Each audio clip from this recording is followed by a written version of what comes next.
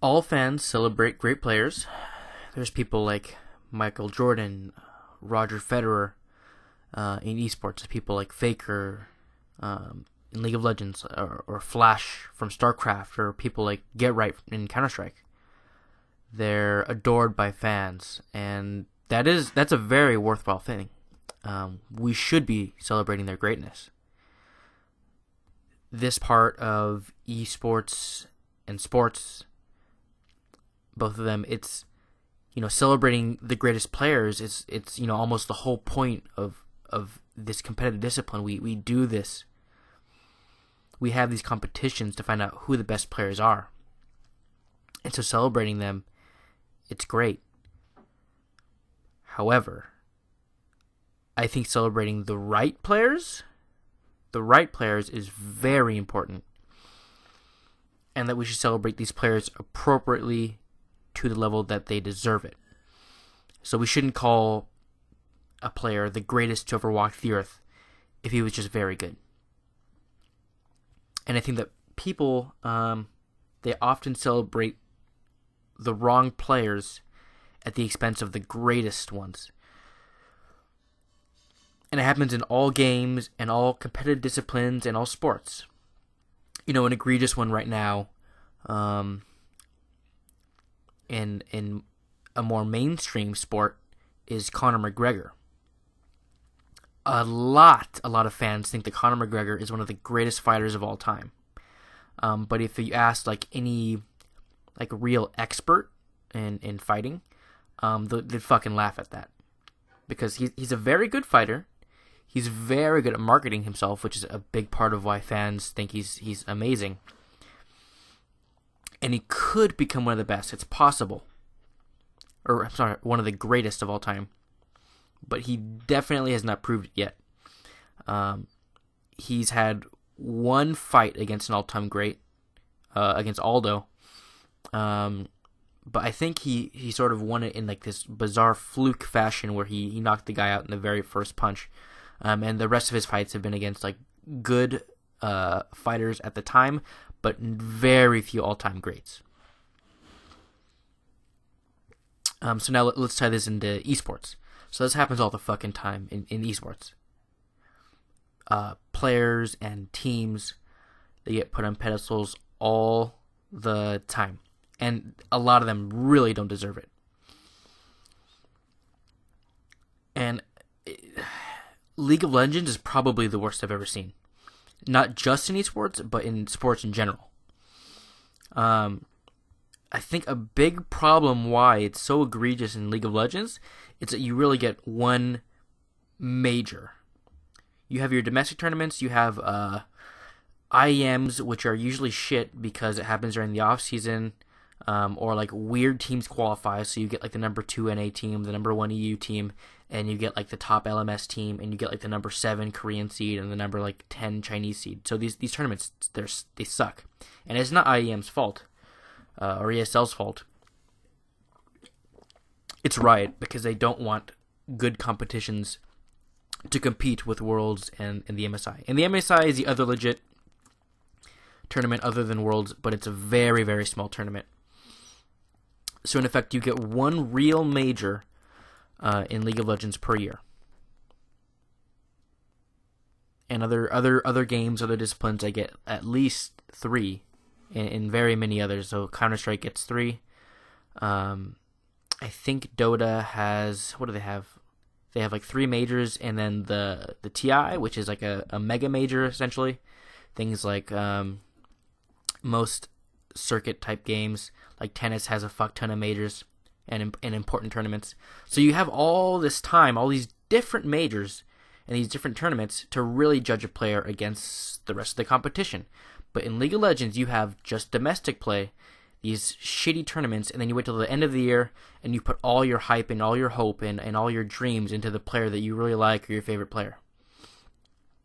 And so doing well at Worlds or maybe possibly winning, it puts you into this artificial god status that it's it makes no sense, because the level of play doesn't match at all what people attribute to it. And I took some notes down. Oh yeah, okay. So it happens almost every year. Okay, season 2 Worlds. I won't start with season 1 because that's not even professional. So season 2 Worlds, Toys in Toys Oriana. So Toys, TPA was the team that Toys is on, and they were a good team that came out of nowhere and won the season 2 World Championship, but they were not a great team by any measure. They were an underdog team that won, and after the Worlds afterwards season 2 Worlds, they didn't really do much. I think they had one good placing at a tournament right afterwards, but they are not an all-time great team by almost any measure. If you're going to count people all-time great just because they won a Worlds, I guess you can put them there, but they didn't have it by, if you're talking about level of play, if you're talking about the eye test, if you're talking about longevity, consistency, I can't find any reasonable reasons to put them up there. And Toys had a lot of hype because he was probably their best player. And he had a signature champion, Oriana. But there were much better players and better players on Oriana at the time, even at that tournament. There was Froggen, much better player. Alex Sitch was much better. Messiah is definitely better. So there's three guys right there at that tournament who are better, and people still think of Toys as some fucking sick player. Okay, season 3, season 4. I would actually pick the same player for both of these. So Uzi is hyped as fuck in the West, and even to some extent in Asia. But this guy doesn't do shit domestically. He's what's a good analogy for this guy? I don't know that there's a similar player in the West, just because Western players usually don't happen to become super clutch at Worlds. Essentially, what Uzi does is he does like pretty well domestically, not like some all-time great level. And then once he gets to World, he like eats a little like shroom in Mario, and he just like levels up and he goes fucking ham. But other than that Worlds, he's not that sick a player. He's very good mechanically, even domestically. He's good mechanically. But he's not that good. And if you listen to any Chinese like an LPL expert, their opinion of Uzi is much lower than the opinion of Uzi of like an NALCS fan, because they've only ever seen him when he's like wrecking kids at Worlds every year. So what I think of Uzi is that he's a very good player, a very sick mechanical player, and his level always jumps up. It'll jump up like 2 levels at Worlds, but in celebrating Uzi, you can't call him one of the greatest all time. You have to celebrate his ability to rise to the occasion. He's not some consistent monster. There's much better AD carries. There's better AD carries in China. Name has had way more success domestically, and if you use the eye test, if you've watched his games, he's a fucking terrific player. Uzi's very good, don't get me wrong. But even if you were to go like, okay, maybe like Uzi isn't the best player in the world, but he's still like the best Chinese AD carry, he's not the best Chinese AD carry to ever play. Definitely not. And if you have that opinion of him, I think you should watch LPL. The next couple in Season 5 and Season 6 aren't as egregious. They're not necessarily teams that like overperformed at Worlds and then became, as a result, overhyped. They're more like teams that were overhyped coming into Worlds, and it wasn't really warranted. So people went fucking nuts hyping these teams when they could have been, celebrating other teams, or watching other teams, or studying other teams that were just much better. So in Season 5, I think Origin and Fnatic were ridiculously hyped. The Fnatic case wasn't as egregious, just because I think they were a genuinely good team. The problem with Fnatic at Worlds at Season 5 is that a lot of Western fans genuinely thought they could be the best team in the world. and this was prime prime Rocks Tigers and SKT. So they were obviously wrong. They were light years behind these two Korean teams. And then Origin was very hyped at Worlds. Very hyped at Worlds. Origin, domestically that year, they were a middling team who got into the brackets, had a crazy run during the European bracket stage. They got to the finals against Fnatic, and they had a really, really close finals series against Fnatic, and it went like 3-2, and there was a lot of hype generated for Origin, and it's sort of revealing that people didn't take that information into their head and go, shit, I guess Fnatic isn't as good as we thought they were going to be, or as we thought they could be, as a result of Fnatic and Origin being so close in the series. The way they took it was, oh shit, Fnatic is really high up in the world standings, therefore Origin going really close with them means that they're right there with them. When in reality, it just meant that they're both not that amazing. And then once we got to Worlds, the teams both did pretty well in the group stages. They got into the bracket stages, beat the first round. I think Fnatic beat EDG, which was the shit EDG. It was not the good EDG. It was like their shit version with some sort of stand-in, I believe, and they were just not doing well. And then Origin had the Flash Wolves. So the Flash Wolves were pretty decent, but they were not some world beater. They were a good team, a decent challenge for the Europeans, but they were not a world beater by any measure. They have some good players like Karsa. I believe Ziv was on the team, and also Maple, who's a very legit player. But they were not like some super cohesive unit who could have won Worlds at all. Like, no.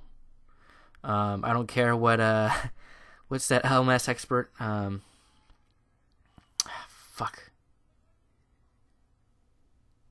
Anyways, so these the European teams rolled over both these guys. Then Fnatic and Origin both got to the semifinals.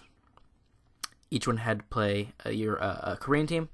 One got Rocks, one got SKT. They both got 3-0'd real easy.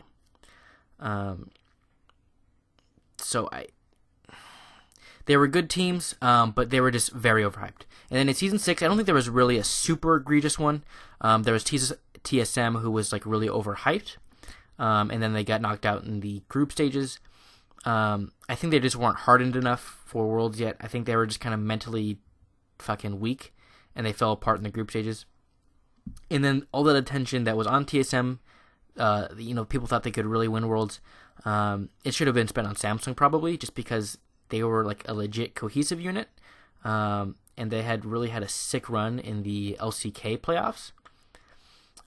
They didn't have that many like super mechanical players other than Crown, who could become one of the all-time greats, but he's not there yet. He's sort of in that queue to maybe get there. But they're more of a sick cohesive unit, and they really could have won Worlds. They were very close to doing it. And this problem is not just in League of Legends. It happens it happens in other games too. For example, Counter-Strike. And the most egregious one that I see in Counter-Strike is the way people think of Device. Now, I wrote an article about this maybe a month or two ago. I think Device is extremely underrated, mainly because of the performance his team has. And people tend to rate players based on how well their team performs.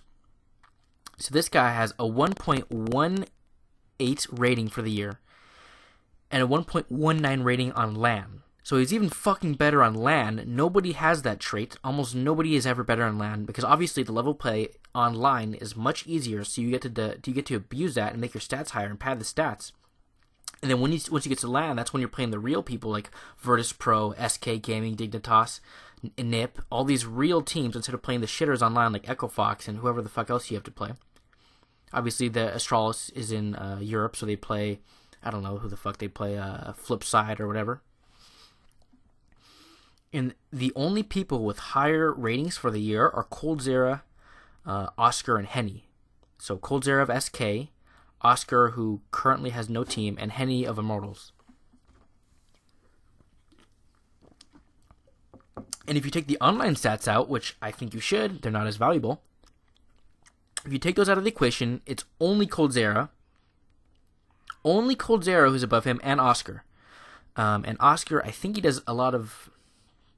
He hasn't actually had the biggest sample size, because I don't think he's had a team for some time. And they beat him by 0.1 and 0.2. So Device's stats are fucking bonkers, and he's doing it with a team that was shit for almost the entire year. And as a side note, if you're good on a shit team, it means you're even better than the stats say. So somebody like Coldzera, his stats do get padded in some senses as a result of how well his team plays. Because if you're on a team with everybody dying and choking and shitting the bed all around you, obviously it makes it much more difficult to do well. And second of all, there's like the literal example of if your team is dying more, then obviously you'll be in more 1v2 scenarios, 3v5, 4v5. You'll be outmanned, and it makes it much more difficult to make these kills, and as a result, make these great stats happen. So obviously stats don't say everything, but with Device, they don't say enough. There's even more to give him praise about, considering how low level his team has been this year, for much of the year. And part of the reason why I think celebrating fans correctly, or celebrating players correctly, is important, is because the way we celebrate players and the way we celebrate teams is how esports history is remembered. Another example from League of Legends is Season 5 Worlds, when people thought Marin was the greatest top laner of all time. People still say that, and it makes me want to puke. He's not even the greatest top laner from SKT history. Think about who was on SKT. There was Reaper, one of the great all-time players. Probably not in my top 20, but he's a very great player. For a certain period of time, he probably would be in my top 20 or top 15 players of all time. Who's next? Impact.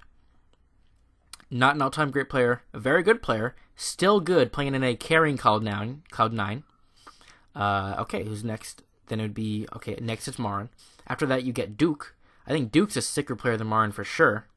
And then who we have next? We have Huni, who has had his issues, but if he can pull it together with SKT this year, and the coaches control his wild personality and his wild picks that he often does, he could become greater than Marin. So, I mean, he's not even the best player to play in top lane for SKT, and anybody who calls him the greatest top laner of all time is fucking retarded. And I think as a result of this weird system that League of Legends has, where you get to have one real major a year, fans get emotional about their favorite team, or about the team that beat their favorite team, or about the underdog story, and they blurt out these objectively false statements.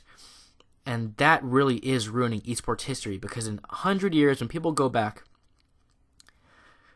to study what we're experiencing right now, these games and these players and these teams and these amazing tournaments, they're going to go back and listen to what people said about it.